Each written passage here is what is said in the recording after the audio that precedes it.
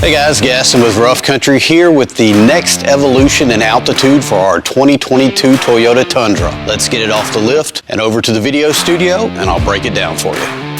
Alright guys, what I've got for you is our 3.5-inch lift kit for the 2022 Tundra. Now this is a simple bolt-on kit. It is a no-cut kit that you can install in your garage at the house. The kit's going to bring the front up 3.5 and the rear 2 to give you a nice level stance.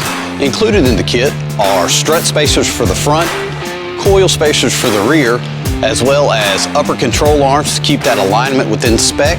It's going to include differential drop brackets to keep those front CV axles at the perfect angle, a rear track bar bracket to ensure that rear axle is centered, and a heavy-duty skid plate to protect the undercarriage and differential. This 3.5-inch bolt-on lift kit is a step above the leveling kit we saw last time, but far from the final form for this Tundra. So be on the lookout for even more lift kits and accessories at roughcountry.com.